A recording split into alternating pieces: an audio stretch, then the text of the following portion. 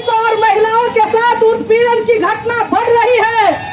आज जिस तरह से 50-60 बरस से जो दलित गरीब परिवार के लोग सीलिंग वाली जमीन पर बसे हुए हैं, उनको भूमाफिया पुलिस के साथ साठगांठ करके उसको उजाड़ने की कोशिश की जा रही है। इन तमाम मुद्दों को लेकर के आज राज्य के विभिन्न जिला मुख्यालयों के समक्ष सीपीआईएम की ओर से प्रदर्शन का कार्यक्रम चल रहा है साथियों। और आज इसी कार्यक्रम के तहत गया जिला के अंतर्गत गया के कलेक्टेरिएट के समक्ष आज गया के अंतर्गत चाहे वो अजीरगंज प्रखंड हो, बोधगया प्रखंड, टनकुप्पा हो, गुरुआ, शेरघाटी, आमस, परैया और गया शहर, पूरे गया के अंतर्गत जो आज गरीब गुरबा की समस्या है, हमारे हजारों की संख्या में हमारी गरीब बहनें, हमारे गरीब भाई, किसान मजदूर यहाँ पर उपस्थित हुए हैं। बैनर यहाँ लगा दीजिए, हमारे यहाँ ऊपर बैनर लगाइए, यहाँ पकड़िए, बैनर पकड़ दीजिए, लोगों को पकड़िए, 2 आदमी पकड़िए।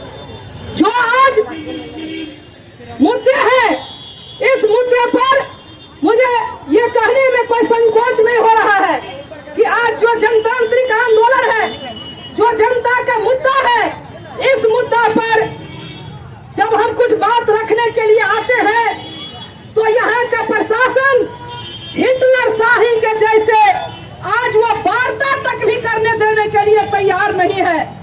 हमारे साथी यहाँ बैठ करके जो प्रशासन को कुछ बात बताना चाहते हैं, उसके लिए भी उनके पास जगह नहीं है साथियों। ये बहुत ही शर्म की बात है।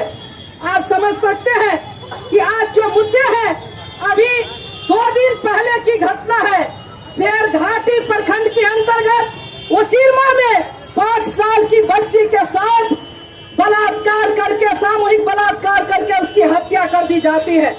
आप सुने होंगे, आज ये देश के प्रधानमंत्री और बिहार के मुख्यमंत्री महिला सशक्ति कहते हुए थकते नहीं हैं।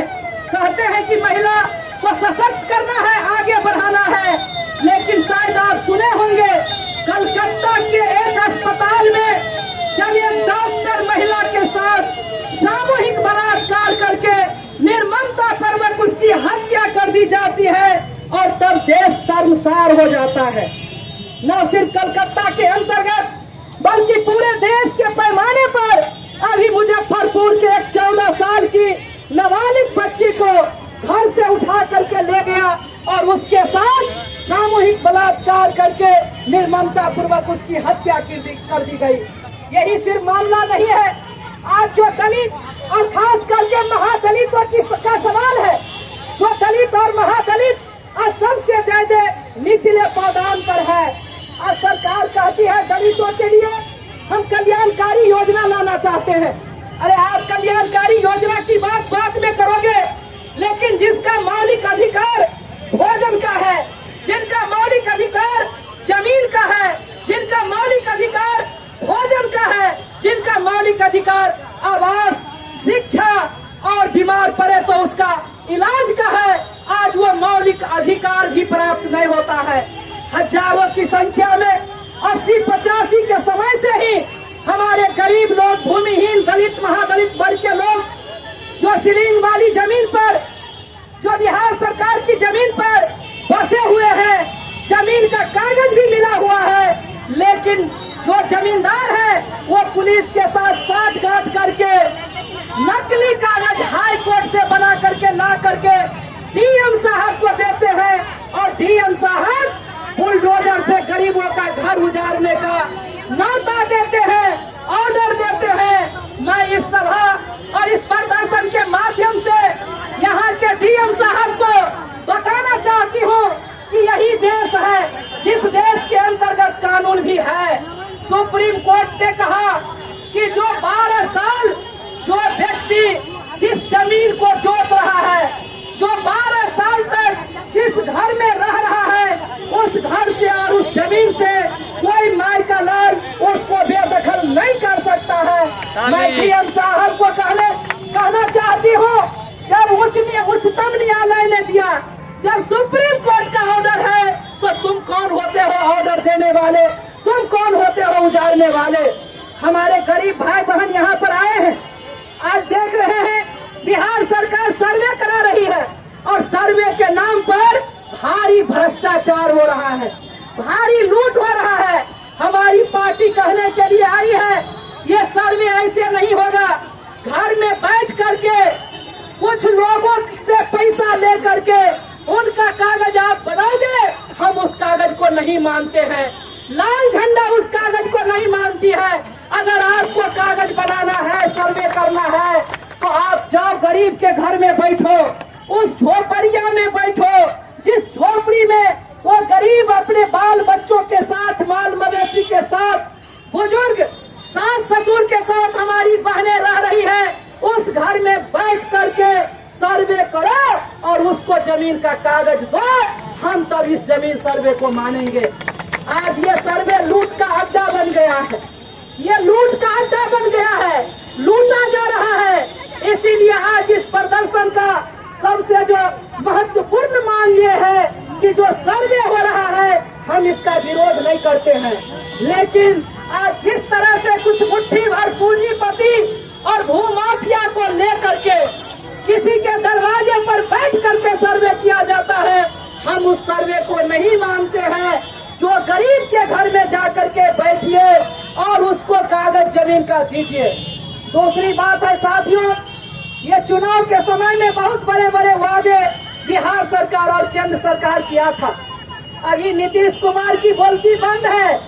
चुनाव से पहले बहुत विशेष राजकीय दर्जा की बात करते थे, लेकिन जब से ये नरेंद्र मोदी अपने बगल में बैठाने लगा नीतीश कुमार को, तो चाचा भतीजा एक हो गए हैं और ये चाचा भतीजा मिलकर के बिहार का विशेष राज्य का दर्जा देने की बात को वो भूल गए हैं।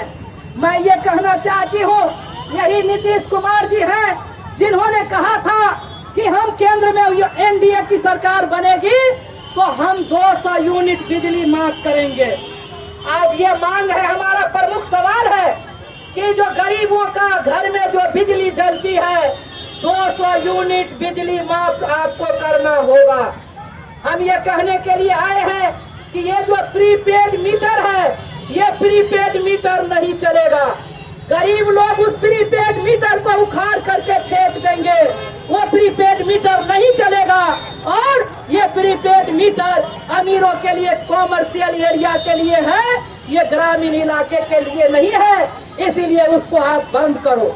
हमारी पार्टी ये प्रदर्शन के माध्यम से मांग करती है कि आज जिस तरह से बेरोजगारी बढ़ रही है और सरकार गरीबों को, नौजवानों को नौकरी देने के लिए तैयार नहीं है, वैसी अवस्था में हमारी पार्टी मांग करती है कि जब तक नौकरी नहीं मिलती है तमाम नौजवानों को 5,000 रुपया भत्ता दिया जाए।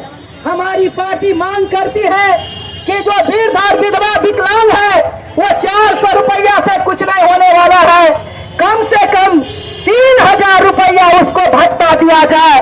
आज जिस तरह की समस्याएं, जिस तरह का सवाल आज पूरे देश के अंतर्गत हम देख रहे हैं कि जिस तरह से आज अदानी और अंबानी आगे बढ़ रहे हैं, अदानी और अंबानी जो दो परिवार है इस देश के ऊपर हावी हो रहा है। जो मेहनत करने वाले मजदूर हैं, आज गरीब किसान है, आज किसानों की हालत सबसे ज्यादा खस्ता होते जा रहा है। आप बाजार चले जाइए, तमाम चीजों की कीमतें बढ़ गई है।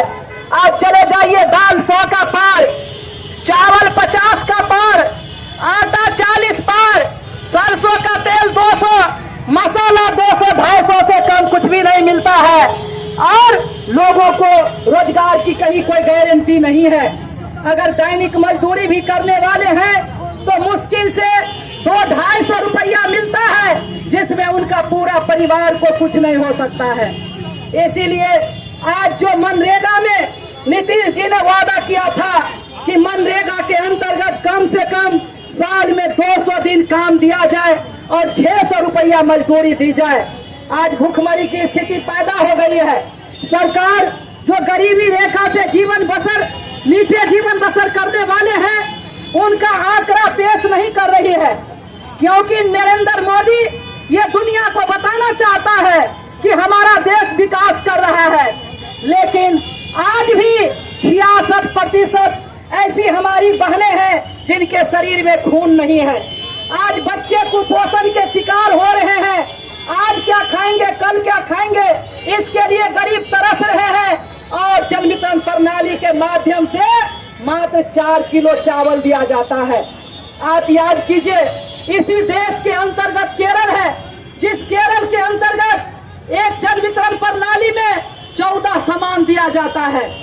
और मिट्टी का तेल, सरसों तेल, चीनी, आटा, चावल, चाय पत्ती, तमाम APL BPL का कोई भेद नहीं। जो नौकरी करने वाला, सरकारी नौकरी करने वाला परिवार है, उसको 25 किलो, और जो साधारण लोग हैं उनको 35 किलो दिया जाता है। मैं मांग करती हूँ बिहार सरकार से भी, केंद्र सरकार को मैं ये कहना चाहती हूँ कि केरल भी इसी देश के अंतर्गत है। आप बिहार और दूसरे राज्यों के अंतर्गत भी ये तमाम चीज लागू करें, नहीं तो ये आंदोलन जारी रहेगा, ये आंदोलन आगे भी बढ़ेगा। आज सरकार वादा किया कि हम 5 डिसमिल जमीन देंगे बसने के लिए, लेकिन आज जिस तरह से बुलडोजर से उजाड़ा जा रहा है, इससे ये साबित होता है कि ये सरकार गरीबों का नहीं, अमीरों का सरकार है। मैं अंत में ये कह करके अपनी बात खत्म करना चाहूंगी। हमारे और भी साथी हैं, अपनी बात को रखेंगे। मैं ये अपनी बात कह करके खत्म करूंगी कि आज ये समस्याएं विकराल रूप धारण करते जा रहा है। और इस सवाल को लेकर के हमारी माँ बहनें जो यहाँ पर बड़ी तादाद में आई है, जो आत्मनिर्भर बनने की बात करते हैं सरकार, ये आत्मनिर्भर महिलाएं कैसे बनेगी? ये प्राइवेट कंपनी वालों को ये नौता दिया है। प्राइवेट कंपनी बैंक वाले जो हमारी समूह की बहनें हैं, उनसे जो है 25-26% इंटरेस्ट लेकर के समूह लोन देता है। प्रत्येक महीना किस्त सुनता है, और किस्त इतना भारी होता है, इतना बोझिल होता है कि हमारी माँ बहनें चुका नहीं पाती है। माल मवेशी गहना जेवर बेचने के बाद भी नहीं दे पाती है, तो वो आत्महत्या करने के लिए मजबूर हो जाती है, ये जहर खाने के लिए मजबूर हो जाती है। ये कैसा आत्मनिर्भर है भाई? ये सीतारमन वित्त मंत्री है।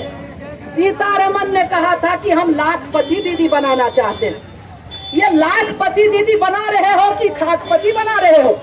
इसीलिए हमारी पार्टी का और अखिल भारतीय जनवादी महिला समिति का ये स्पष्ट मांग है कि सरकार उन तमाम गरीब महिलाओं को बिना ब्याज का सरकारी बैंक से लोन दे।